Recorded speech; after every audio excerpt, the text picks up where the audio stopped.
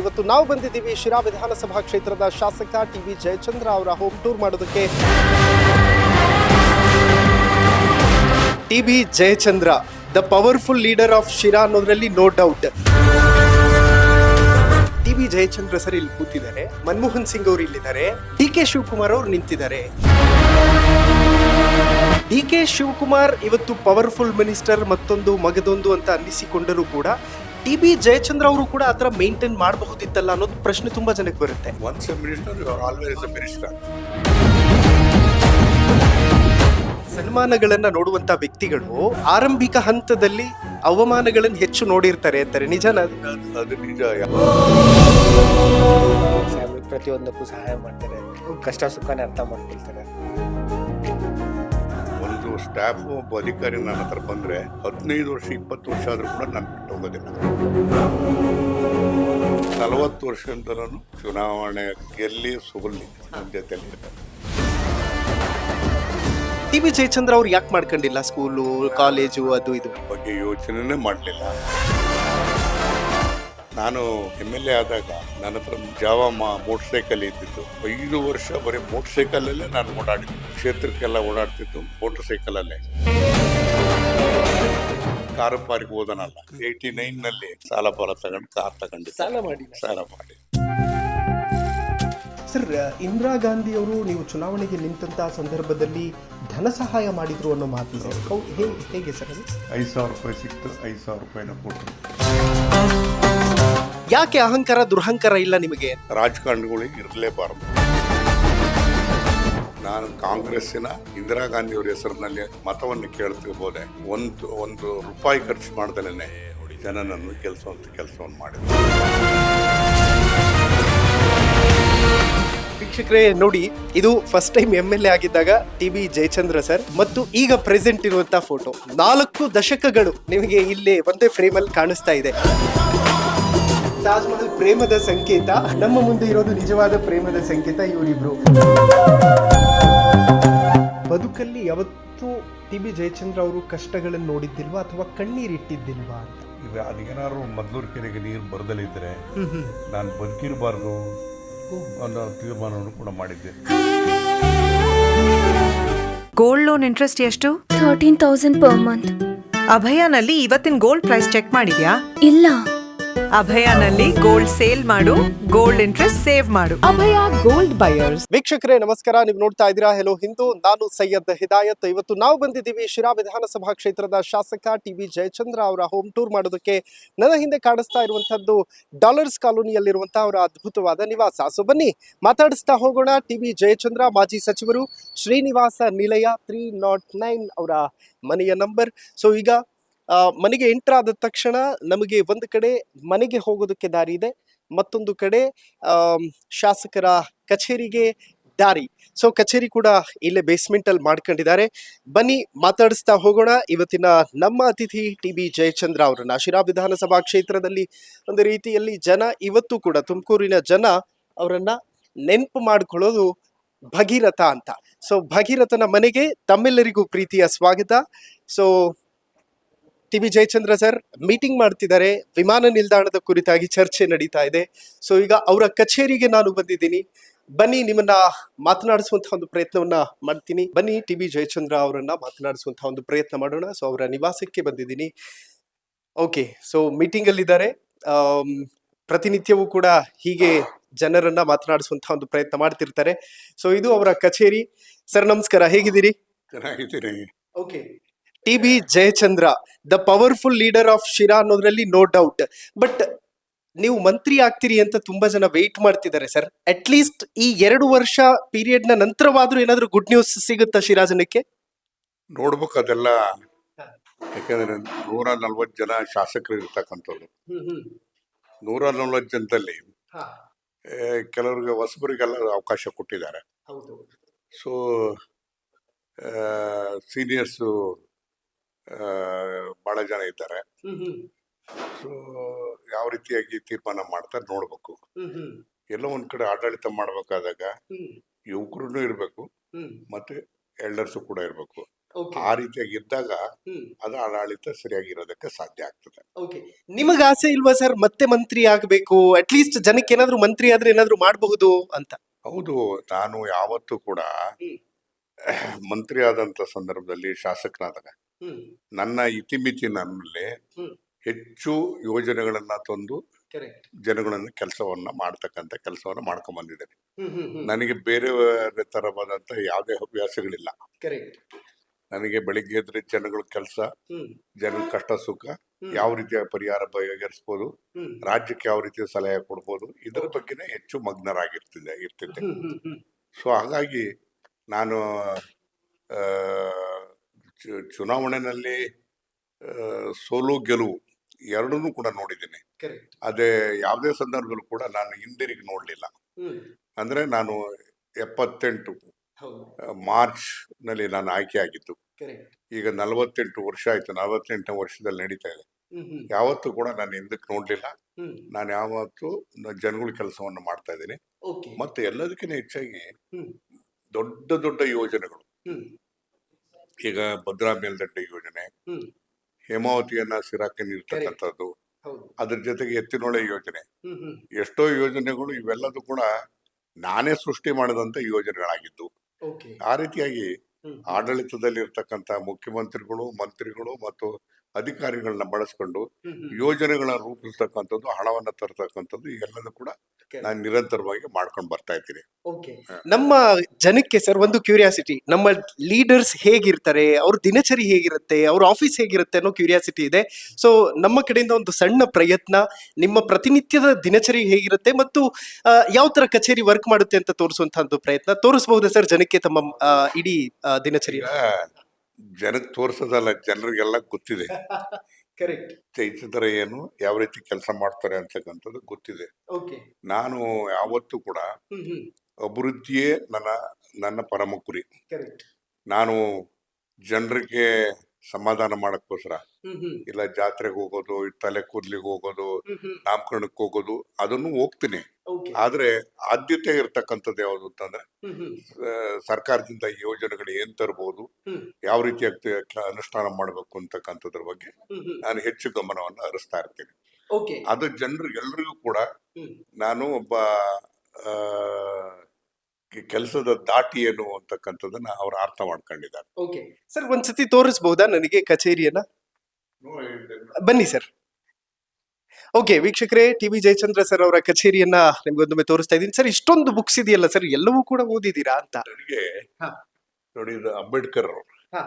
ಅಂಬೇಡ್ಕರ್ ಅವರ ಸಂಬಂಧಪಟ್ಟಂತ ಬರಹಗಳು, ಭಾಷಣಗಳು ಏನು ಅಂತಕ್ಕಂಥದ್ದು ಎಲ್ಲ ಸಂಪೂರ್ಣವಾಗಿ ಓ ಅದ್ರ ಜೊತೆನಲ್ಲಿ ಹ್ಮ್ ನಾವು ಸಂವಿಧಾನ ಹಾ ಏನು, ಹೇಗ್ ಬಂತು, ಏನಾಯ್ತು, ಹೇಗ್ ಮಾಡ್ಬೇಕು ಅಂತಕ್ಕಂಥದ್ರ ಬಗ್ಗೆ ಓಕೆ ನಾನು ಹೆಚ್ಚು ಸ್ಟಡಿ ಮಾಡ್ತಕ್ಕಂಥದ್ದು. ನನಗೆ ಒಂದು ಹೆಮ್ಮೆ ಅಂತ ಹೇಳಿದ್ರೆ, ಹಾ ಸರ್ ಅಂಬೇಡ್ಕರ್ ಅವರು ಈ ದೇಶದ ಕಾನೂನು ಮಂತ್ರಿಯಾಗಿ ಕರೆಕ್ಟ್ ಸಂವಿಧಾನವನ್ನ ಜಾರಿಗೊಳಿಸ್ತಕ್ಕಂಥ ಕೆಲಸವನ್ನು ಮಾಡಿದ್ರು. ಹ್ಮ್ ಆ ಸಂವಿಧಾನವನ್ನ ಚಾಚೂ ತಪ್ಪದೇ ಇರ್ತಕ್ಕಂಥ ರೀತಿಯಲ್ಲಿ ಅನುಷ್ಠಾನ ಆಗ್ಬೇಕಾದಾಗ ಓಕೆ ನಾನು ಅವ್ರನ್ನ ಅದನ್ನ ನಮ್ದೇ ಆದಂತ ರೀತಿನಲ್ಲಿ ಕ್ರಿಯಾಶೀಲವಾಗಿ ಕೆಲಸ ಮಾಡ್ಬೇಕಾಗತ್ತೆ. ಕರೆಕ್ಟ್ ಅದನ್ನ ಯಾವತ್ತೂ ಕೂಡ ಜನಸಾಮಾನ್ಯರನ್ನೇ ಹಿತವನ್ನೇ ಗುರಿ ಇಟ್ಕೊಂಡು, ಗಮನದಲ್ಲಿ ಇಟ್ಕೊಂಡು ನಾನು ಆ ಕೆಲಸವನ್ನು ಮಾಡ್ತಿರ್ತೀನಿ. ಓಕೆ ಆಮೇಲೆ ನಾನು ಯಾವತ್ತೂ ಕೂಡ ಒಂದು ದಿವಸನೂ, ಒಂದು ಗಂಟೆನೂ ಅಲ್ಲ, ಹಾ ಒಂದು ನಿಮಿಷನೂ ಕೂಡ ವೇಸ್ಟ್ ಮಾಡಕ್ ಹೋಗಲ್ಲ. ಕರೆಕ್ಟ್ ನಾನು ಯಾವತ್ತೂ ನಾನು ಕ್ಷೇತ್ರದಲ್ಲೇ ಇರ್ತೀನಿ. ರಾತ್ರಿ 12 ಗಂಟೆ ಆಗಲಿ, 1 ಗಂಟೆ ಆಗಲಿ ಜನಗಳದ್ದೇ ಕೆಲಸ ಮಾಡ್ತಿರ್ತೀನಿ. ಕರೆಕ್ಟ್ ದೆಹಲಿಗೆ ಹೋದಾಗಲೂ ಕೂಡ ಅಷ್ಟು ಒಂದು ನಿಮಿಷ ಪುರ್ಸತ್ತಿರೋದಿಲ್ಲ.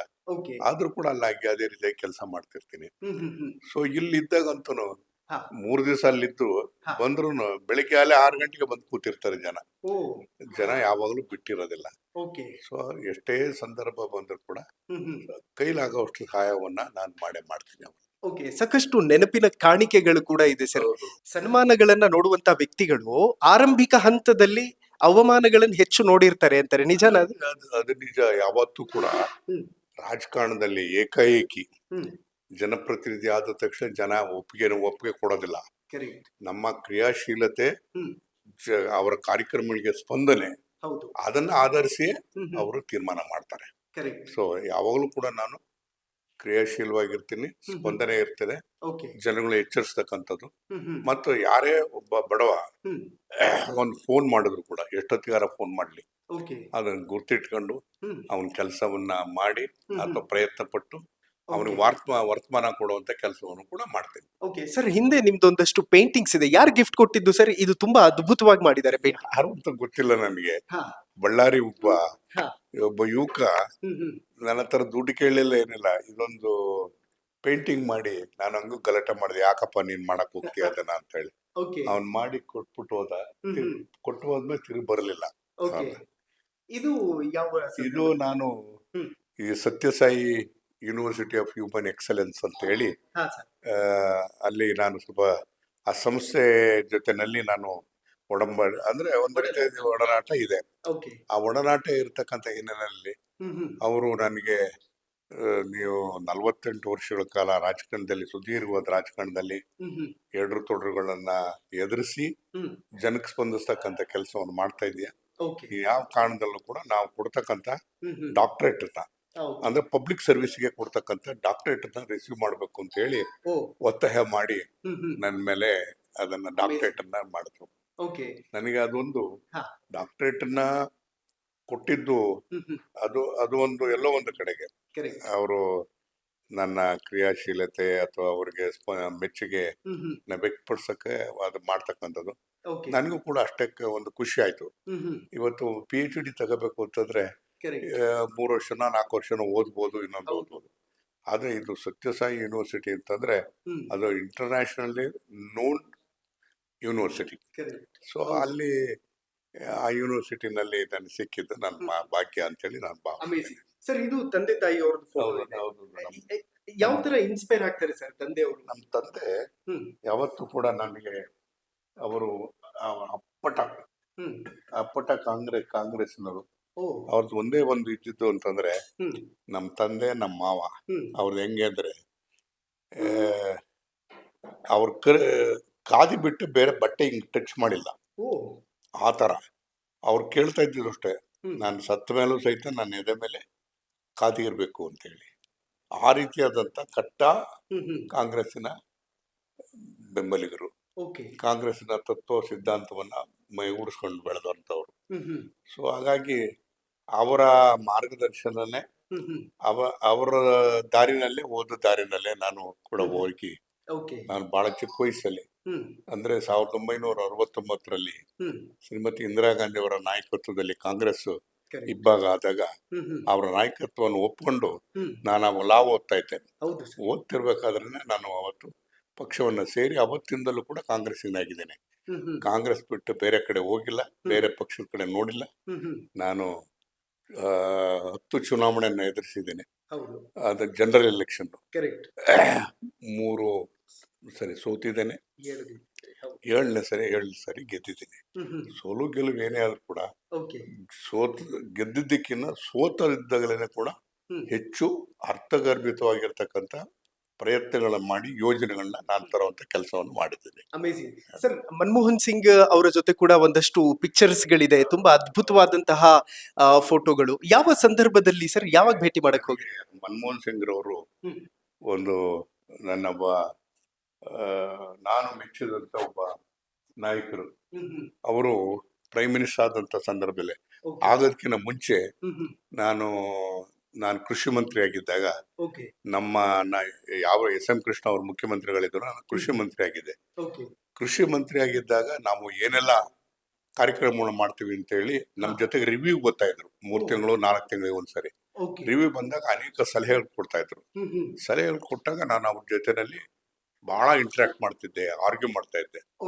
ಅದ್ರ ಜೊತೆಗೆ ನನಗೆ ಕೃಷಿ ಮಂತ್ರಿಯಾಗಿ 3 ವರ್ಷ ಇದ್ದೆ. 1 ವರ್ಷ ಡೆಲ್ಲಿಗೆ ಹೋಗುವಂತ ಅವಕಾಶ ಸಿಕ್ತು. ಡೆಲ್ಲಿಗೆ ಹೋದಾಗಲೂ ಕೂಡ ನಾನು ಬೆಳಿಗ್ಗೆ ಹೋದ್ರೆ ಮನಮೋಹನ್ ಸಿಂಗ್ ಅವ್ರ ಮನೆಯಲ್ಲಿ ಅವ್ರ ಜೊತೆಲೇ ಕೂತಿರ್ತಿದ್ದೆ, ಅವ್ರ ಜೊತೆಲೆ ತಿಂಡಿ ತಿಂತಿದ್ದೆ. ಅವ್ರು ಎಷ್ಟೋ ಸಾರಿ ಒಬ್ಬ ಪ್ರೈಮ್ ಮಿನಿಸ್ಟರ್ ಆಗಿದ್ರು ಕೂಡ ಪ್ರೈಮ್ ಮಿನಿಸ್ಟರ್ ಆಗಿರ್ಲಿಲ್ಲ. ಪ್ರೈಮ್ ಮಿನಿಸ್ಟರ್ ಆಗಿನ ಮುಂಚೆ ರಾಜ್ಯಸಭಾ ಡೆಪ್ಟಿ ಲೀಡರ್ ಆಗಿದ್ರು. ಒಬ್ಬ ಆರ್ಡರ್ಲಿ ಇಟ್ಕೊಂಡಿರ್ಲಿಲ್ಲ. ಅವ್ರ ಕಾಫಿ ಆದ್ರೆ ನಾನೇ ಮಾಡ್ತೀನಿ ಅಂತ ಹೇಳ್ಬಿಟ್ಟು ಅವರೇ ಕಾಫಿ ಮಾಡ್ಕೊಡೋರು. ಅಷ್ಟು ದೊಡ್ಡ ಮನುಷ್ಯ. ಅಂತ ಪ್ರಾಮಾಣಿಕ ಒಂದು ವಿಷನರಿ ನನಗೆ ಸಿಕ್ಕಿದ್ದು ನನ್ನ ಪುಣ್ಯ ಅಂತ ನಾನು ಭಾವಿಸಿದ್ದೀನಿ. ನಾನು ಅವರಿಂದಲೇ ಕಲ್ತಿದ್ದು ಜಾಸ್ತಿ ಅದನ್ನ. ಅವ್ರು ಯಾವಾಗಲೂ ಬೆಳಿಗ್ಗೆಯಿಂದ ಸಾಯಂಕಾಲದ ತಕ್ಕನೂ ಕೂಡ ನಾನು ಅವ್ರನ್ನ ಬಿಟ್ಟು ಅಳ್ಳಾಡ್ತಿರ್ಲಿಲ್ಲ. ನನಗೆ ಒಂದು ಸರಿ ಅವರು ಕಾವೇರಿ ವಿಚಾರ ಬಂತು, ಅವೆಲ್ಲ ಬಂದಾಗ ನಾನೇನೇ ಹೇಳಿದ್ರು ಕೂಡ ಅದನ್ನ ಈಗ ನೋಡಿ ಅಲ್ಲಿ ಕಾವೇರಿ ವಿಚಾರ ಬಂದಾಗ, ಮೈನಿಂಗ್ ವಿಚಾರ ಬಂದಾಗ ನಾವು ಚರ್ಚೆ ಮಾಡ್ಬೇಕಾದಾಗ ನನಗೆ ಆದ್ಯತೆ ಕೊಟ್ಟರು. ಅದಕ್ಕೆ ಬಹಳ ಗೌರವವನ್ನು ಕೊಡ್ತಾ ಇದ್ರು. ಆಮೇಲೆ ಒಂದು ಸರಿ ನಾನು ಹೇಳ್ಬೇಕು ಅಂದ್ರೆ, ನಾನು 2004ರಲ್ಲಿ ನಾನು ಸೋಲ್ತೀನಿ. ಇವರು ಪ್ರೈಮ್ ಮಿನಿಸ್ಟರ್ ಆಗ್ತಾರೆ. ಪ್ರೈಮ್ ಮಿನಿಸ್ಟರ್ ಸಂದರ್ಭದಲ್ಲಿ ನಾನು ಅವ್ರನ್ನ ನೋಡಕ್ಕೆ ಅಂತ ಹೋಗ್ತೀನಿ. ಆಗ ನನಗೆ ಹೇಳ್ತಾರೆ, what minister, how are you ಅಂತ ಕೇಳ್ತಾರೆ. Sir, I am not a minister now, I lost my election ಅಂತ ಹೇಳಿದೆ. What is there, once a minister you are always a minister, don't worry. Come, what do you want? ನಾನು ಯಾವ್ದು ಕೆಲವು papers ಎಲ್ಲ ತಗೊಂಡೋಗಿದೆ. ನಾನು ಎತ್ತಿನೊಳೆ ಇವತ್ತು ಮಾಡಿರ್ತಕ್ಕಂಥ ಯೋಜನೆ ಮೊದಲನೇದಾಗಿ ಅವ್ರಿಗೆ ಪೇಪರ್ಸ್ ಅನ್ನ ಕೊಟ್ಟೆ. ಅವಾಗ ಅವ್ರು ಹೇಳಿದ್ರು, ಅದನ್ನ ನೋಡ್ಬಿಟ್ಟು, you are still batting for the water ಅಂತ ಹೇಳಿದ್ರು. ಅದ್ರ ನಮ್ಗೆ ಅಷ್ಟು ಇಂಟಿಮೆಸಿ ಇತ್ತು ಮನಮೋಹನ್ ಸಿಂಗ್ ಅವ್ರ ಹತ್ರ. ಅವರು ಬದುಕಿರೋ ಕೊನೆಯವರೆಗೂ ಕೂಡ ನಾನು ಅವ್ರ ಜೊತೆನಲ್ಲಿ ಇರ್ತಿದ್ದೆ. ಅವರ ವಿಷನ್ ಅನ್ನ ಅರ್ಥ ಮಾಡ್ಕೊಂಡು ನಾನು ಯಾವತ್ತೂ ಕೂಡ ಅದು ಕ್ಷೇತ್ರಕ್ಕೆ ಒಳ್ಳೇದಾಗಬೇಕು, ಜನರಿಗೆ ಒಳ್ಳೇದಾಗಬೇಕು, ಆ ರೀತಿಯಾಗಿ ಯೋಜನೆಗಳನ್ನ ರೂಪಿಸ್ತಾ ಇದ್ದೆ. ವೀಕ್ಷಕರೇ, ನಿಮ್ಗೊಂದು ವಿಶೇಷ ತೋರಿಸ್ತೀನಿ. ಟಿ.ಬಿ. ಜಯಚಂದ್ರ ಸರ್ ಇಲ್ಲಿ ಕೂತಿದ್ದಾರೆ, ಮನಮೋಹನ್ ಸಿಂಗ್ ಅವರು ಇಲ್ಲಿದ್ದಾರೆ, ಡಿ.ಕೆ. ಶಿವಕುಮಾರ್ ಅವರು ನಿಂತಿದ್ದಾರೆ. ನಾನು ಯಾಕೆ ಇದನ್ನ ಅಷ್ಟು ಬಿಡಿಸಿ ಹೇಳ್ತಿದ್ದೀನಿ ಅಂತಂದ್ರೆ, ಟಿ.ಬಿ. ಜಯಚಂದ್ರ ಅವರು ಎಷ್ಟು ಪವರ್ಫುಲ್ ಅನ್ನೋದು ಈ ಫೋಟೋದಲ್ಲಿ ನಿಮಗೆ ಒಂದು ಇಂಡಿಕೇಶನ್ ಸಿಗುತ್ತೆ.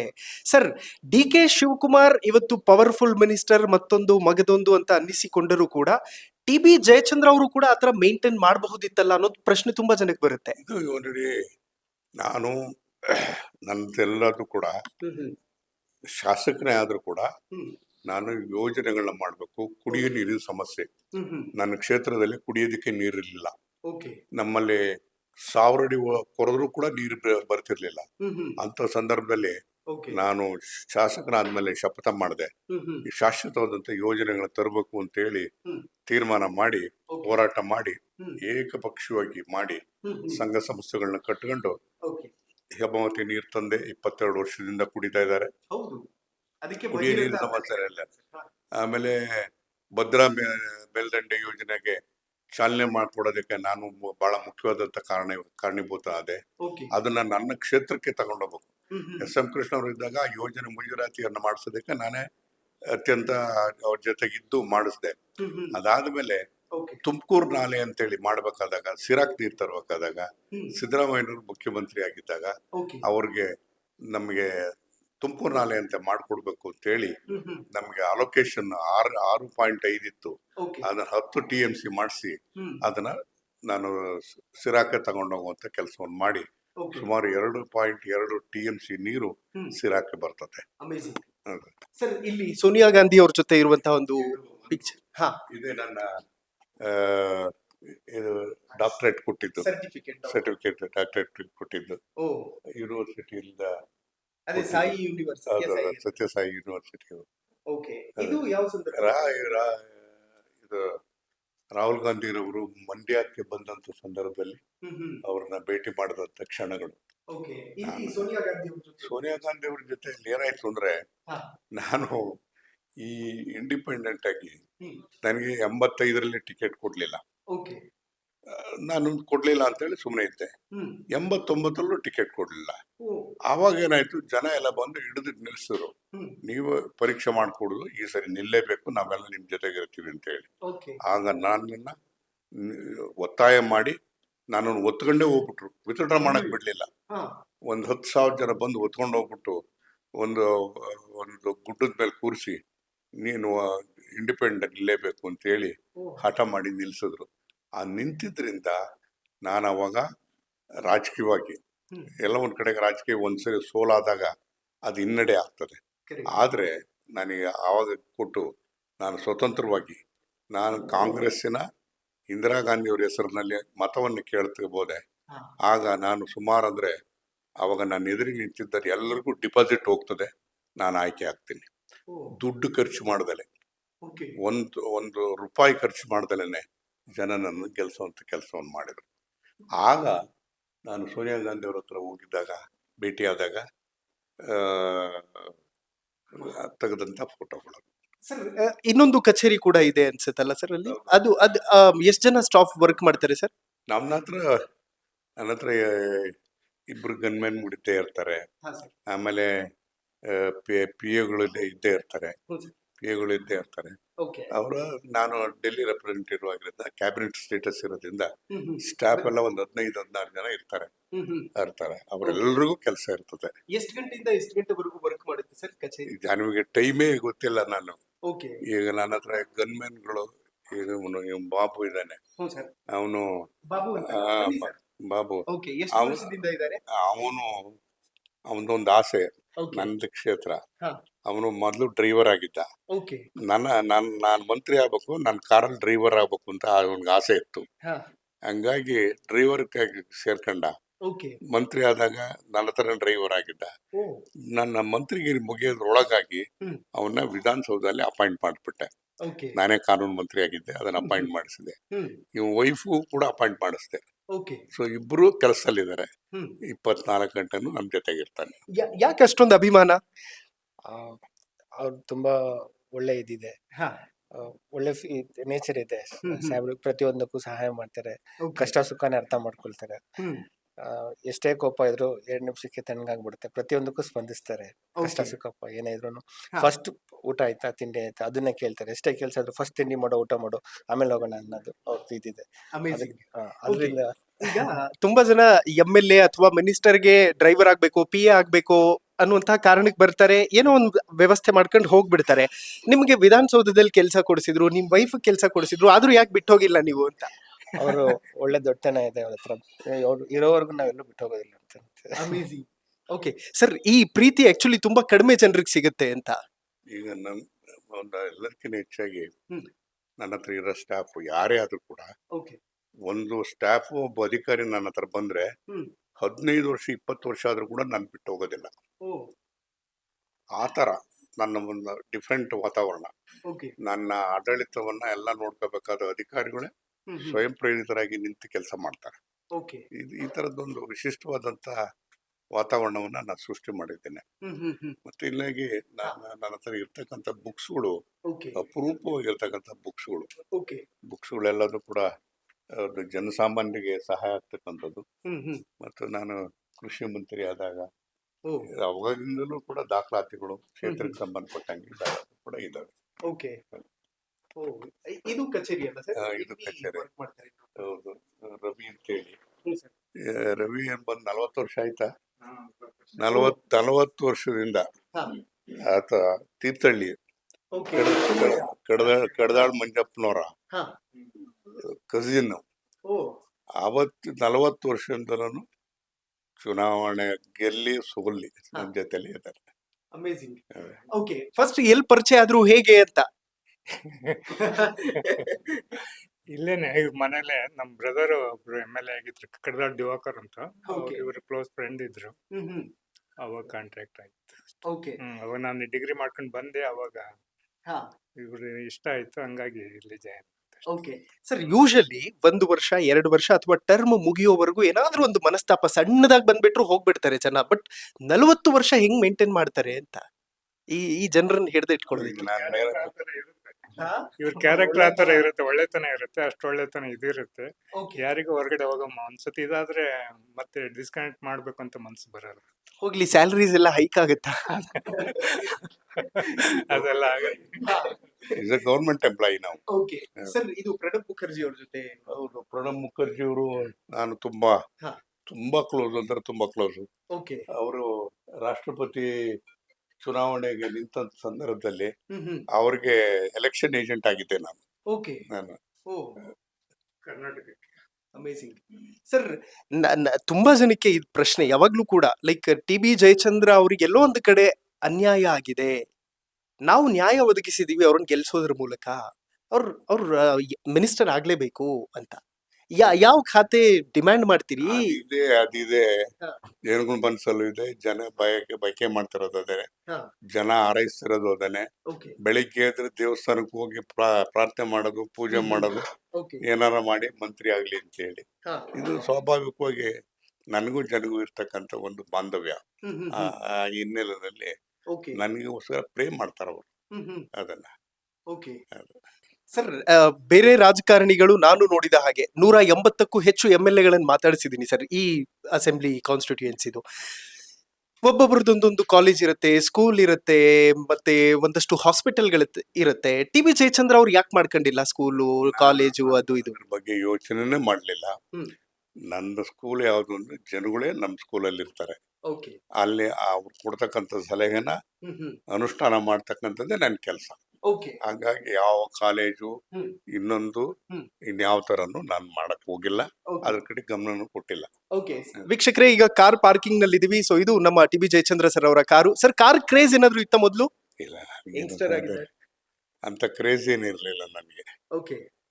ಅದು ಯೂಶಲಿ ಬೈಕ್ ಆ ತರದ್ದು ಏನಾದ್ರು ಸರ್? ಬೈಕ್ ಇತ್ತು. ಹಾ. ನಾನು MLA ಆದಾಗ ಹ್ಮ್.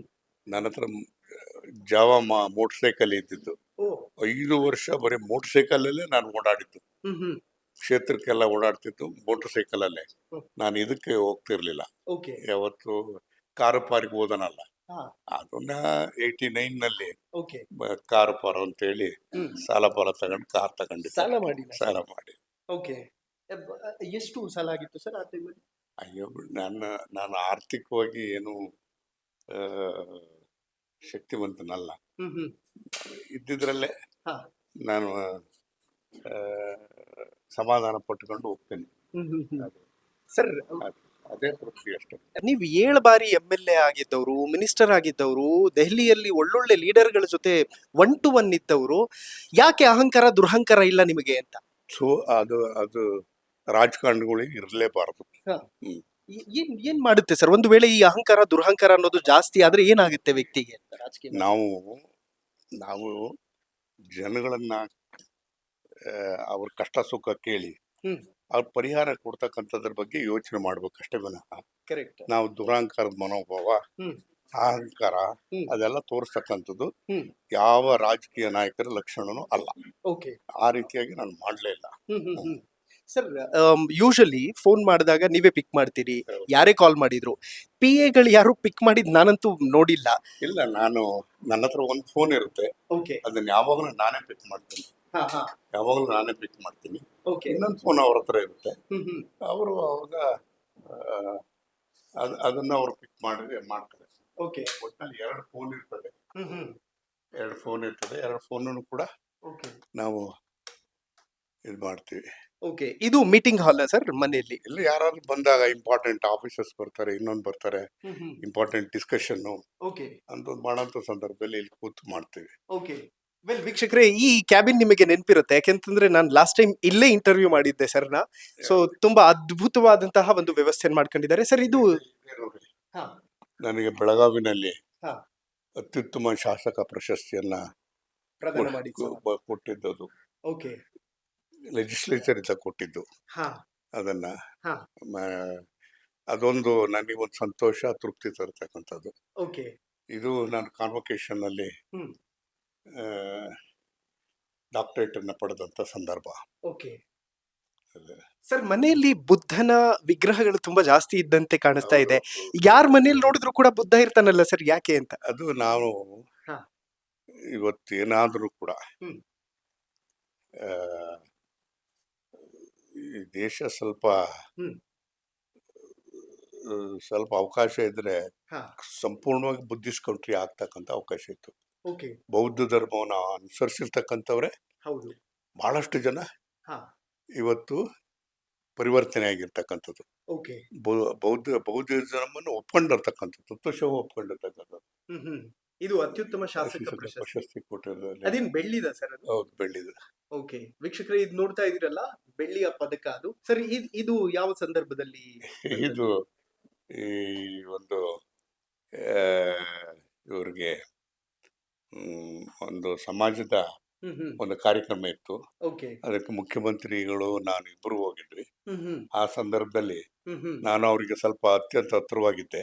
ಓಕೆ. ಅವರಿಗೆ ಹೆಚ್ಚಿನ ಸಹಾಯ ಮಾಡಿದ್ದೆ. ಹಾಗಾಗಿ ಕೃತಜ್ಞತೆಯಿಂದ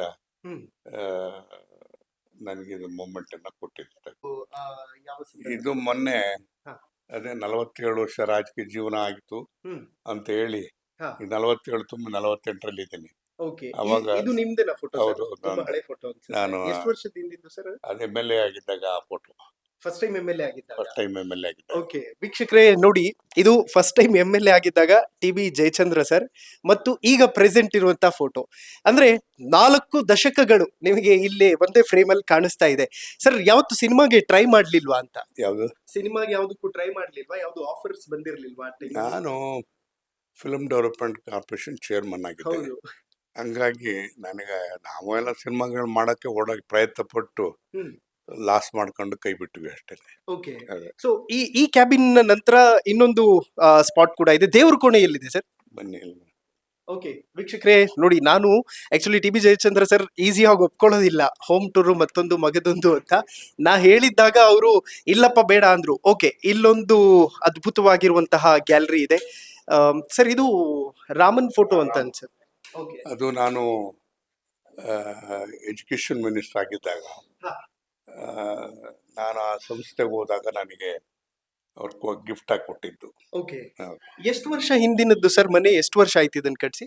ಇದು ಕಟ್ಟಿ ಬಾಡಿಗೆ ಕೊಟ್ಟು ಬಹಳ ವರ್ಷ ಆಯ್ತು. ನಾವು ಈಗ 4 ವರ್ಷ 5 ವರ್ಷದಿಂದ ಇದೀನಿ ಅಷ್ಟೇ. ಓಕೆ. ಅದೇ ಇದು ಹೌದು. ಸರ್ ಯಾರು ಪ್ಲಾನ್ ಮಾಡಿದ್ದು ಸರ್ ಮನೆಯಲ್ಲಿ ಪ್ರತಿಯೊಂದು ಹೀಗೆ ಇರಬೇಕು ಹೀಗೆ? ನಮ್ಮ ವೈಫು ಮಕ್ಕಳೆಲ್ಲ ಇರ್ತಾರೆ, ಅದೆಲ್ಲ ಮಾಡ್ತಾರೆ. ಓಕೆ. ನೀವು ಈ ಅಲಂಕಾರಿಕ ವಸ್ತುಗಳ ಬಗ್ಗೆ ನೀವು ಆಸಕ್ತಿ ತೋರಿಸಲ್ವಾ? ಇಲ್ಲ, ಯಾವತ್ತು ತೋರಿಸಲ್ಲ. ಅವರೇ ಮಾಡ್ತಾರೆ. ಈಗ TB ಜಯಚಂದ್ರ ಸರ್ ದಂಪತಿನ ನೀವು ನೋಡ್ತಾ ಇದ್ದೀರಿ ಸರ್. ನಿಮ್ಮಿಬ್ಬರದ್ದು ಲವ್ ಮ್ಯಾರೇಜ್ ಹೇಗೆ ಅಂತ? ಒಂಥರ love marriage. Okay. Arrange marriage. ಹೌದು. ಹೇಗೆ ಶುರು ಆಯ್ತು ಸರ್ ಲವ್ ಸ್ಟೋರಿ? ಅಯ್ಯೋ, ಅದೆಲ್ಲ ಹೇಳಕ್ ಹೋದ್ರೆ ಬಹಳ ಹೊತ್ತಾಗ್ತದೆ. ಓಕೆ. ಫಸ್ಟ್ ಟೈಮ್ ಎಲ್ಲಿ ನೋಡಿದ್ದು ಅಂತ ಮೇಡಮ್? ಇದನ್ನ ಇಲ್ಲಿ ಶಿವಮೊಗ್ಗದಲ್ಲಿ ಯಾವ್ದೋ ಕಾರ್ಯಕ್ರಮಕ್ಕೆ ಹೋದಾಗ ನೋಡಿ, ಅಲ್ಲಿ ನಮ್ಮ ಮನೆಯವರು ಅವ್ರ ಮನೆಯವರು ನೋಡಿ ಇಷ್ಟಪಟ್ಟು ಅವತ್ತು ನಮ್ಮ ಮಾವ ಹೆಣ್ಣು ಕೊಡ್ಬೇಕು ಅಂತ ಹೇಳಿ ಓಕೆ ಅತ್ಯಂತ ಚಿಕ್ಕ ವಯಸ್ಸಿದ್ದಾಗಲೇ ಹೆಣ್ಣು ಕೊಡ್ಬೇಕು ಅಂತ ತೀರ್ಮಾನ ಮಾಡಿ ಕೊಟ್ಟಿದ್ದು. ಹಾಗೆ ಎಷ್ಟು ವರ್ಷ ಆಯ್ತು ಮೇಡಮ್ ಮದ್ವೆ ಆಗಿ? 51 ವರ್ಷ ಆಯ್ತು. 51 ವರ್ಷ. ಓಕೆ. ಯಾವತ್ತೂ ಕೂಡ ಹೆಣ್ಮಕ್ಳು ಒಂದ್ ಸಣ್ಣ ಪುಟ್ಟ ವಿಚಾರಕ್ಕೆಲ್ಲ ಮುನಿಸ್ಕೋತಾರೆ. ಆ ಥರದ್ದು ಏನಾದ್ರು ಆಗಿದೆಯಾ ಇನ್ಸಿಡೆಂಟ್? ಇಲ್ಲ ಸರ್. ಸಿನಿಮಾ ಕರ್ಕೊಂಡು ಹೋಗುವಂಥದ್ದಾಗ್ಲಿ ಅಥವಾ ಲೈಕ್ ಫ್ಯಾಮಿಲಿ ಟ್ರಿಪ್ ಅಂತ ಮಾಡುವಂಥದ್ದಾಗ್ಲಿ ಆ ಥರದ್ದೆಲ್ಲ ಮಾಡ್ತಾ ಇರ್ತೀರಾ? ದೇಶ ಸುತ್ತುವಂಥದ್ದು ಬೇರೆ ಬೇರೆ ಕಡೆ? ಬಹಳ ಕಡಿಮೆ ಮಾಡ್ತೀವಿ, ಬಹಳ ಕಡಿಮೆ ಈಗ. ಓಕೆ. ಮೇಡಮ್ ಯಾವುದು ಕಂಪ್ಲೇಂಟ್ ಮಾಡಲ್ವಾ ಅಂತ? ನಮ್ಮಲ್ಲಿ ಅನ್ಯೂನ್ಯತೆ ಇದೆ, ಯಾವ ಥರನೂ ಇಲ್ಲ. ಓಕೆ. ರಾಜಕಾರಣಿಗಳಿಗೆ ಹೊಂದ್ಕೊಂಡಿದ್ದಾಳೆ, ಹಂಗಾಗಿ ಯಾವ ತರ ಡಿಫ್ರೆನ್ಸ್ ಬರಕ್ ಸಾಧ್ಯ ಇಲ್ಲ. ಓಕೆ. ಆಮೇಲೆ ನನಗಿನ್ನ ಹೆಚ್ಚಾಗಿ ಅವಳೇ ಜನಗಳನ್ನ ವಿಚಾರಿಸಕ್ಕಂಥದ್ದು, ಕಷ್ಟ ಸುಖ ವಿಚಾರಿಸಕ್ಕಂಥದ್ದು, ಊಟ ಆಗ್ತಕ್ಕಂಥದ್ದು. ಕನಿಷ್ಠ ಅಂದ್ರೂ ದಿನಕ್ಕೆ ಒಂದು 20 ಜನ ಊಟ ಮಾಡಬೇಕು, 100 ಜನದವರೆಗೂ ಊಟ ಮಾಡ್ತಾರೆ. ಆ ತರ ಊಟ ತಿಂಡಿ ಯಾವಾಗಲೂ ಕೂಡ. ಓಕೆ. ಮಾತಾಡಿ ಮೇಡಮ್, ಏನಾದ್ರು 1-2 ಲೈನ್ ಮಾತಾಡಿ ಸಾಕು. ಏನ್ ಇಷ್ಟಪಟ್ಟು ಏನ್ ತಿಂತಾರೆ ಸಾಹೇಬ್ರು? ಏನ್ ಅಡಿಗೆ? ಎಲ್ಲ ಅಡಿಗೆನೂ ಇಷ್ಟಪಡ್ತಾರೆ. ಓಕೆ ಮೇಡಮ್, ಲೈಕ್ ನಾನು ತುಂಬಾ ಜನ ಶಾಸಕರನ್ನು ಮಾತಾಡಿಸುವಾಗ ಈ ಪ್ರಶ್ನೆ ಕೇಳ್ತಾ ಇರ್ತೀನಿ. ಅವರು ಒಂದು ಕಡೆ ಕ್ಷೇತ್ರದಿಂದ ಎಲ್ಲಾದ್ರೂ ಹೊರಗಡೆ ಹೋಗಿರ್ತಾರೆ, ಮತ್ತೊಂದು ಕಾರ್ಯಕ್ರಮಗಳಲ್ಲಿ ಬ್ಯುಸಿ ಆಗಿರ್ತಾರೆ. ಜನ ಬಂದಾಗ ಮನೆಯವರೇ ಆಕ್ಚುಲಿ ಮಾತನಾಡಿಸ್ಬೇಕಾಗ್ತದೆ. ಹೇಗೆ ರೆಸ್ಪಾಂಡ್ ಮಾಡ್ತೀರಿ ಜನ ಬಂದಾಗ? ಅದೆಲ್ಲ ಅಭ್ಯಾಸ ಆಗೋಗಿದೆ. 40 ಇಯರ್ಸ್ ಇಂದ ಜನಗಳೆಲ್ಲ ಪರಿಚಯ ಇದಾರೆ ಅಲ್ವಾ. ಓಕೆ. ಅವರು ಮನೆಯವ್ರ ತರ ಬಂದು ಎಲ್ಲ ಇರ್ತಾರ, ಅದೇನ್ ತೊಂದರೆ ಇಲ್ಲ. ಓಕೆ ಸರ್, ರಾಜಕೀಯಕ್ಕೆ ಬರುವುದಕ್ಕೂ ಮೊದಲು ಶುರುವಾಗಿದ್ದ ಪ್ರೇಮ ಹೇಗೆ ಅಂತ?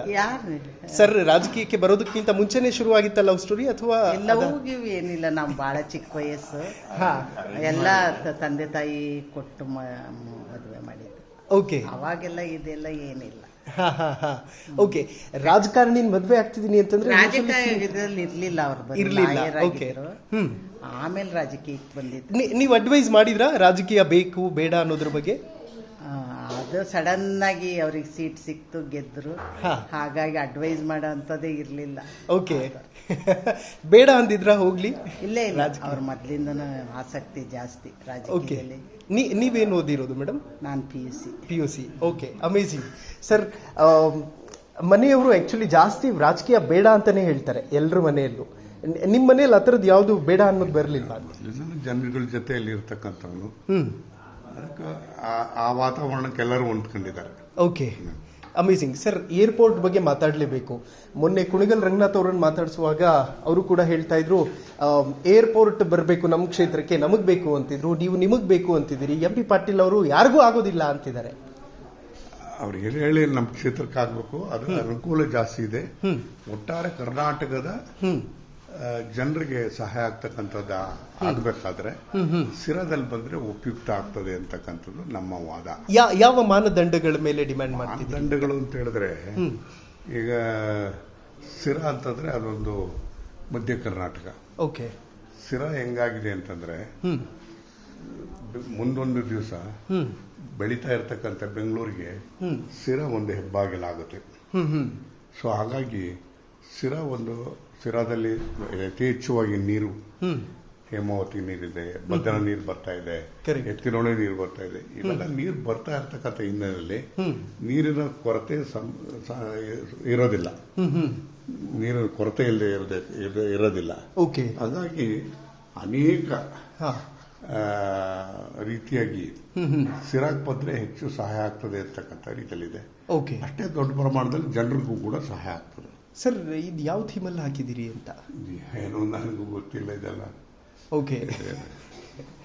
ಓಕೆ ವೀಕ್ಷಕರೇ, ಈಗ ನಾವು ನಿಂತಿರುವಂತಹದ್ದು TB ಜಯಚಂದ್ರ ಸರ್ ಅವರ ಹಾಲ್. ಸೊ ಇದು ತಾಜ್ ಮಹಲ್ಗೆ ಹೋದಂತಹ ಸಂದರ್ಭದಲ್ಲಿ ತೆಗೆದಂತಹ ಫೋಟೋ ಅನ್ಸುತ್ತೆ ಸರ್. DPಯಲ್ಲೂ ಕೂಡ ಅದೇ ಫೋಟೋ ಇತ್ತು. ಆಕ್ಚುಲಿ ನಾನು ನೋಡ್ತಾ ಇದ್ದೆ ಮೊನ್ನೆ, DPಯಲ್ಲಿ, ನಿಮ್ಮ ವಾಟ್ಸ್ಆಪ್ DPಯಲ್ಲೂ ಕೂಡ ಇದೇ ಫೋಟೋ ಇದೆ. ರೀಸೆಂಟ್ಲಿ ಹೋಗಿದ್ದ ಅಂತ ಅನ್ಸುತ್ತಲ್ಲ ಸರ್ ಇದು? ರೀಸೆಂಟ್ ಆಗಿ ಹೋಗಿದ್ದು. Okay, amazing. ನೋಡಿ, TB ಜಯಚಂದ್ರ ಸರ್ ಮತ್ತು ಮೇಡಮ್, ತಾಜ್ ಮಹಲ್. ಆಕ್ಚುಲಿ ತಾಜ್ ಮಹಲ್ ಪ್ರೇಮದ ಸಂಕೇತ. ನಮ್ಮ ಮುಂದೆ ಇರೋದು ನಿಜವಾದ ಪ್ರೇಮದ ಸಂಕೇತ ಇವರಿಬ್ರು. ಸರ್, ಇದು ನಿಮ್ಮ ಕೋಣೆ ಅಂತ ಅನ್ಸುತ್ತೆ. ಓಕೆ ವೀಕ್ಷಕರೇ, ಬನ್ನಿ. ಸೊ ಇದು ಸರ್ ಅವರ ಕೋಣೆ, ನಿಮಗೆ ತೋರಿಸುವಂತಹ ಒಂದು ಪ್ರಯತ್ನ ಮಾಡ್ತಾ ಇದ್ದೀನಿ. ಓಕೆ ನೋಡಿ, ತುಂಬಾ ಜನ ಶಾಸಕರ ಮನೆಗಳನ್ನ ತೋರಿಸುವಂತಹ ಒಂದು ಪ್ರಯತ್ನ. ಒಪ್ಸೋದು ತುಂಬಾ ಡಿಫಿಕಲ್ಟ್, ಒಪ್ಕೊಳ್ಳೋದಿಲ್ಲ ಆಕ್ಚುಲಿ ಮನೆಗಳನ್ನು ತೋರಿಸ್ಬೇಕಲ್ಲಪ್ಪ ಅಂತ. ಸರ್, ಮನೆಗೆ ಬಂದಾಗ ಮನೆಯೇ ಮಂತ್ರಾಲಯ ಅಂತ ಹೇಳ್ತಾರೆ, ಆ ಭಾವ ಇದೆಯಾ ತಮಗೆ? ಯಾವತ್ತೂ ಕೂಡ ಇದೆ. ನಾನು ಯಾವತ್ತೂ ಅದಕ್ಕೆ ಅನುಗುಣವಾಗೇ ನಡೀತಾ ಇದ್ದೀನಿ. ಮನೆಯೇ ಮಂತ್ರಾಲಯ. ಓಕೆ ಸರ್, ಒಂದು ಕುರ್ಚಿ ಮತ್ತೊಂದು ಮಂಚ. ಕುರ್ಚಿಯಲ್ಲಿ ಕೂತ್ಕೊಂಡು ಕೆಲಸ ಮಾಡಿದ್ದಾಗ ನಮಗೆ ಸಿಗುವಂತಹ ತೃಪ್ತಿ ಮತ್ತು ಮಂಚದ ಮೇಲೆ ಮಲಗಿದ್ದಾಗ ಜನರಿಗೆ ನಾನು ಸಾರ್ಥಕವಾದ ಕೆಲಸ ಮಾಡಿಕೊಟ್ಟಿದ್ದೀನಿ ಅನ್ನೋ ಭಾವ ನಿಮ್ಮಲ್ಲಿ ಇದೆಯಾ? ಅದಿರುತ್ತದೆ.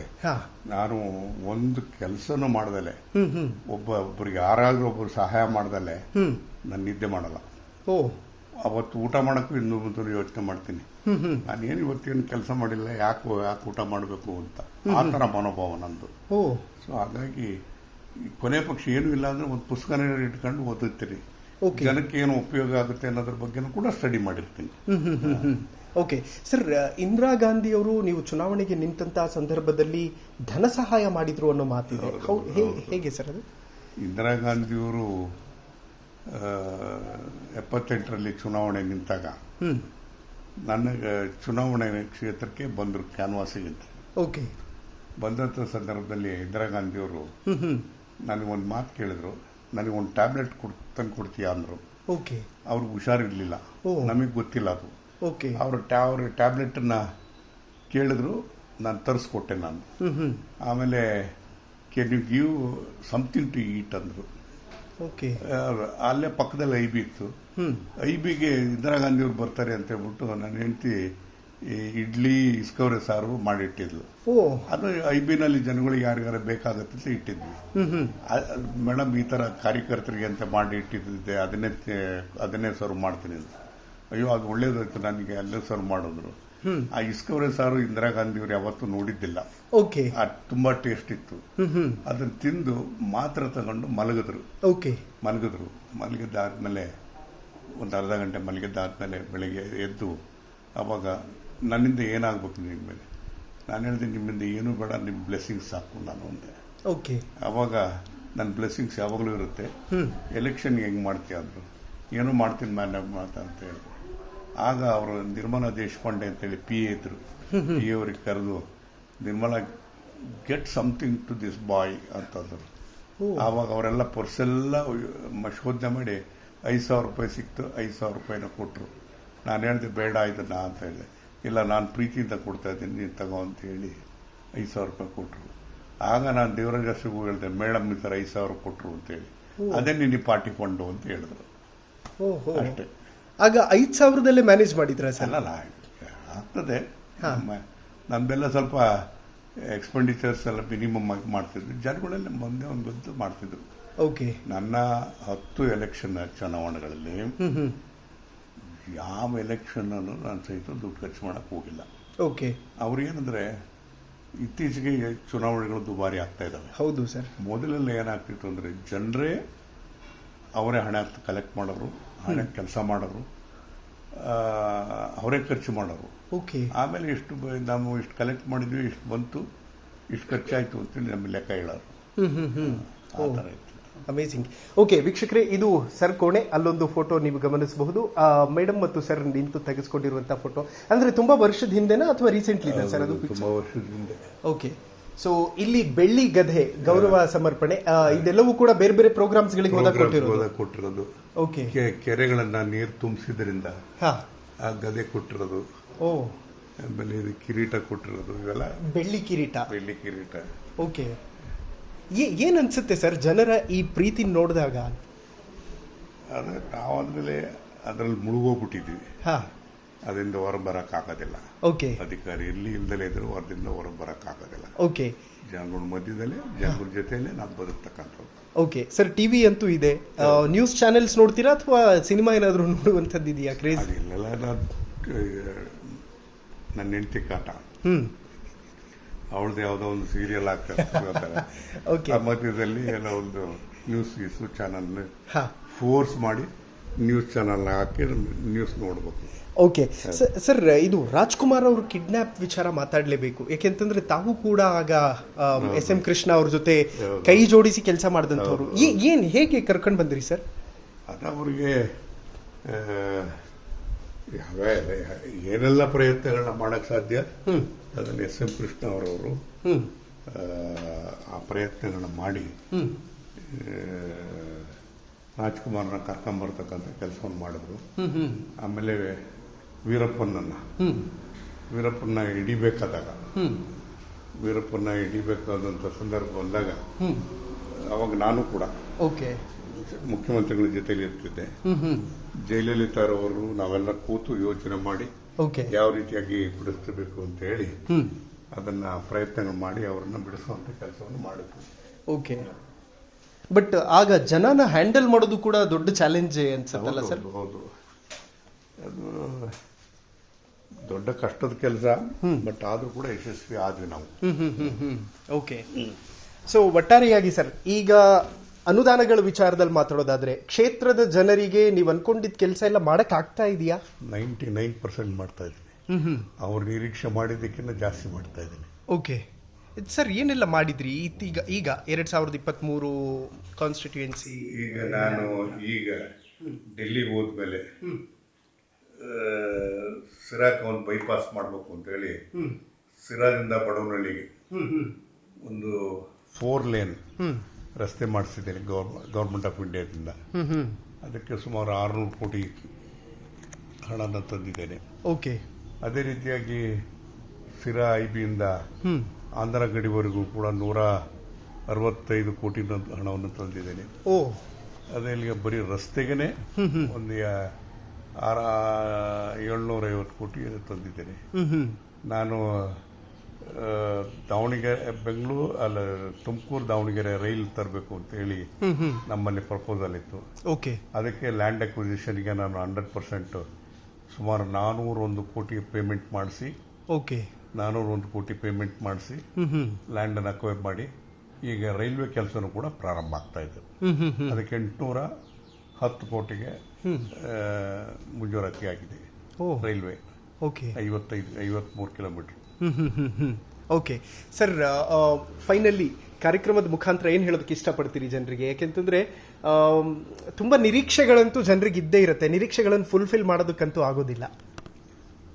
ನಿರೀಕ್ಷೆಗಳನ್ನ ಫುಲ್ಫಿಲ್ ಮಾಡೋದೇ ನಂದು ಒಂದು ಟಾಸ್ಕ್. ಓಕೆ, ಅದರಲ್ಲಿ ಯಶಸ್ವಿಯಾಗಿದ್ದೇನೆ. ಅವ್ರು ನಿರೀಕ್ಷೆ ಮಾಡಿದ್ದಕ್ಕಿಂತ ಹೆಚ್ಚು ಕೆಲಸವನ್ನು ಮಾಡಿದ್ದೇನೆ. ನಾನು 3 ನದಿ ನೀರುಗಳನ್ನು ತರಬೇಕು ಅಂತ ಪ್ರಯತ್ನ ಪಟ್ಟು ಕರೆಕ್ಟ್, ತ್ರಿವೇಣಿ ಸಂಗಮವನ್ನು ಮಾಡ್ತೀನಿ ಅಂತ ಹೇಳಿ ಹೇಳ್ತಿದ್ದೆ. ಅದೇ ರೀತಿಯಾಗಿ 3 ನದಿ ನೀರುಗಳನ್ನು ಕೂಡ ತರುವಂತ ಕೆಲಸವನ್ನು ಮಾಡಿದ್ದೇನೆ. ಅದೆಲ್ಲದಕ್ಕಿಂತ ಹೆಚ್ಚಾಗಿ ನಾನು ಅಂತರ್ಜಲ ಜಾಸ್ತಿ ಮಾಡೋದಕ್ಕೆ ಯಾವ ಶಾಸಕರೂ ಮಾಡದೇ ಇರತಕ್ಕಂಥ ರೀತಿಯಲ್ಲಿ ಕೇಂದ್ರ ಸರ್ಕಾರದಿಂದ ಹಣವನ್ನು ತಂದು ನಾನು ಸುಮಾರು 100 ಬ್ಯಾರೇಜ್ಗಳನ್ನ ಕಟ್ಟಿದ್ದೇನೆ. ಒಂದೊಂದು ಬ್ಯಾರೇಜ್ ಅನ್ನು ಕೂಡ ಅದು 3 ಕಿಲೋಮೀಟರ್ 2 ಕಿಲೋಮೀಟರ್ ನೀರು ನಿಂತಿದೆ. ಆ ತರ ಬ್ಯಾರೇಜ್ 100 ಬ್ಯಾರೇಜ್. ಒಂದು ಬ್ಯಾರೇಜ್ಗೆ 5 ಕೋಟಿಯಿಂದ 16 ಕೋಟಿವರೆಗೂ ಖರ್ಚು ಮಾಡಿ ಬ್ಯಾರೇಜ್ಗಳನ್ನ ಮಾಡಿದ್ದೇನೆ. ಅದರಿಂದಲೇ ಅಂತರ್ಜಲ ಇವತ್ತು ನಮ್ಮಲ್ಲಿ ಜಾಸ್ತಿ ಆಗಿರ್ತಕ್ಕಂಥದ್ದು. ನೀರು ಮೊದಲೇ ಅದು ಸಿರಾಕಿ ಕೊಡ್ತಿರ್ಲಿಲ್ಲ, ಯಾಕಂದ್ರೆ ಎಲ್ಲ ನೀರಿಲ್ಲ ಊರಲ್ಲಿ ಅಂತ ಹೇಳಿ. ಹೌದು, ಆದ್ರೆ ಇವತ್ತು ಹೆಣ್ಮಕ್ಳು ಪ್ರಿಫರ್ ಮಾಡೋದೇ ಸಿರಾ, ಯಾಕಂದ್ರೆ ನೀರಿನ ತೊಂದರೆ ಇಲ್ಲ ಅಂತ ಹೇಳಿ. Correct sir. ಫೈನಲ್ ಕ್ವೆಶ್ಚನ್, ಬದುಕಲ್ಲಿ ಯಾವತ್ತೂ ಟಿ.ಬಿ. ಜಯಚಂದ್ರ ಅವರು ಕಷ್ಟಗಳನ್ನು ನೋಡಿದ್ದಿಲ್ವಾ ಅಥವಾ ಕಣ್ಣೀರಿಟ್ಟಿದ್ದಿಲ್ವಾ ಅಂತ? ನನಗೆ ಕಣ್ಣೀರು ಬರೋದ್ರ ಜೊತೆಗೆ ಎಲ್ಲೋ ಒಂದು ಕಡೆಗೆ ನಾನು ಒಂದು ಕೆಲಸವನ್ನ ಮಾಡೋಕ್ಕಾಗದೇ ಇದ್ದಾಗ, ಅಂದ್ರೆ ಮೊದಲೂರು ಕೆರೆಗೆ ನೀರನ್ನ ಹರ್ಸಕ್ಕಾಗಬೇಕಾದಾಗ ಅನೇಕ ಎಡ್ರು ತೊಡ್ರಿಗೂ ಬಂದು, ಆಗ ಅದೇನಾದ್ರು ಮೊದಲೂರು ಕೆರೆಗೆ ನೀರು ಬರದಲ್ಲಿದ್ರೆ ನಾನು ಬದುಕಿರಬಾರ್ದು ಅನ್ನೋ ತೀರ್ಮಾನವನ್ನು ಕೂಡ ಮಾಡಿದ್ದೆ. ಆದರೆ ನಾನು ಪುಣ್ಯ ಮೊದಲೂರು ಕೆರೆಗೆ ನೀರು ತರುವಂತ ಕೆಲಸವನ್ನು ಮಾಡಿ ಯಶಸ್ವಿಯಾದೆ. ಅಂದ್ರೆ ಆ ಥರದ ನಿರ್ಧಾರ ತಗೊಂಡಿದ್ದೆ. ಅಂದ್ರೆ ಅಷ್ಟು ಫೈಟ್ ಮಾಡಿದ್ವಿ. ಅದಕ್ಕೆ ಹೈಕೋರ್ಟ್ಗೆ ಹೋಗಿ ನಾನೇ ವಕಾಲತ್ತಾಕಿ ನಮ್ಮ ಸೀನಿಯರ್ ಜೊತೆಗೆ ನಿಂತು ಕೋರ್ಟಲ್ಲಿ ಹೋಗಿ ಅಪೀರ್ ಆಗಿ ಕೋರ್ಟ್ನಲ್ಲಿ ಏನೋ ಅನ್ಯಾಯ ಆಗಬಾರ್ದು ಅಂತ ಹೇಳಿ ಕೋರ್ಟ್ಗೆ ಹೋಗಿ ಅಟೆಂಡ್ ಮಾಡ್ತಾ ಇದ್ದೆ.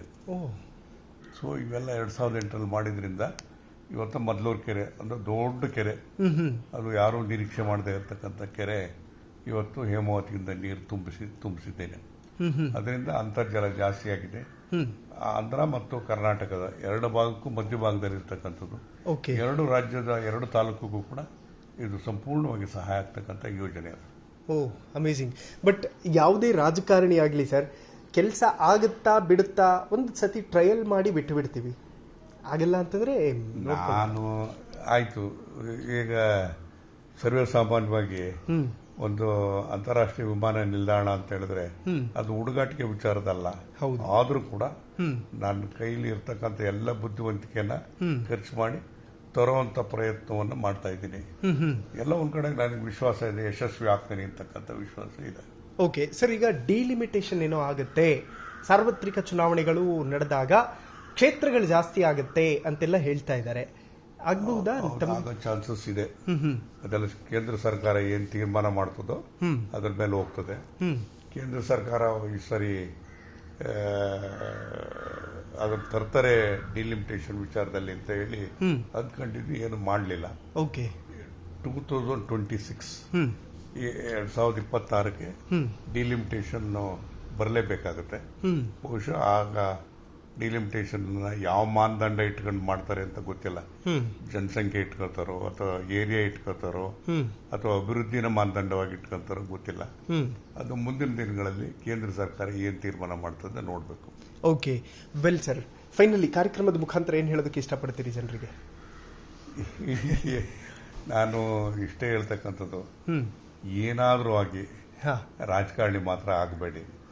ರಾಜಕಾರಣ ಅಂತಂದ್ರೆ ಅದು ಕಾಯ ವಾಚ ಮನಸ, ನಾವೆಲ್ಲದನ್ನು ಕೂಡ ತ್ಯಾಗ ಮಾಡಿ ನಿಂತಾಗ ಮಾತ್ರ ಜನಗಳಿಗೆ ಸ್ಪಂದಿಸೋದಕ್ಕೆ ಸಾಧ್ಯ ಆಗ್ತದೆ, ಜನಗಳು ಋಣವನ್ನು ತಪ್ಪಿಸೋದಕ್ಕೆ ಸಾಧ್ಯ ಆಗ್ತದೆ.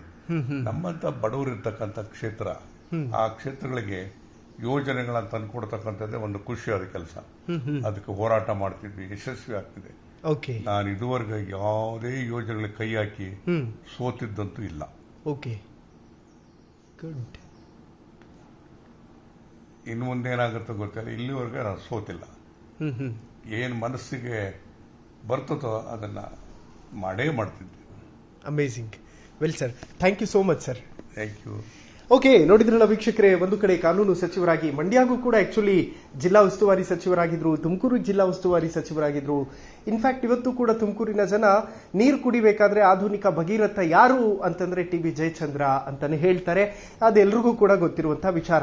ಬಟ್ ನನಗೆ ಆಶ್ಚರ್ಯ ಆಗಿದ್ದು, ಯಾವುದೋ ಒಂದು ಕೆರೆ ನೀರನ್ನು ತರ್ತೀನಿ, ಜನರಿಗೆ ಕೊಡ್ತೀನಿ, ಕೊಡದೇ ಇದ್ರೆ ನನ್ನನ್ನು ನಾನೇ ಮುಗಿಸ್ಕೊಳ್ತೀನಿ ಅನ್ನುವಂತಹ ಹಂತಕ್ಕೆ ಜನರಿಗೋಸ್ಕರ ಥಿಂಕ್ ಮಾಡುವಂಥವ್ರು ತೀರಾ ಕಡಿಮೆ. ಮತ್ತು ಈಗ ಡೌಟ್ ಬಿಡಿ, ಈಗ ಆ ಥರದ ರಾಜಕಾರಣ ನಾವು ನೋಡೋಕೆ ಸಾಧ್ಯನೇ ಇಲ್ಲ. ಇನ್ನು ಮುಂದಿನ ದಿನಗಳಲ್ಲಿ ಈ ರಾಜಕೀಯ ವ್ಯವಸ್ಥೆ ಹೇಗಾಗುತ್ತೋ ಏನೋ. ಯಾಕೆಂತಂದ್ರೆ ತುಂಬ ಸೀನಿಯರ್ಸ್ಗಳನ್ನು ಮಾತಾಡಿದಾಗ ನನಗೆ ಅನ್ನಿಸ್ತಾ ಇರುತ್ತೆ, ಎಲ್ಲೋ ಒಂದು ಕಡೆ ಬೇರೆ ದಿಕ್ಕಲ್ಲೇ ಸಾಕ್ತಿದೆಯಲ್ಲ ರಾಜಕೀಯ ಅಂತ. ಎನಿಹೌ, ಇದು ಇವತ್ತಿನ ವಿಶೇಷ. ನೋಡ್ತಾ ಇರಿ ಹೆಲೋ ಹಿಂದೂ. ನಾನು ಸೈಯದ್ ಹಿದಾಯತ್. ನಮಸ್ಕಾರ.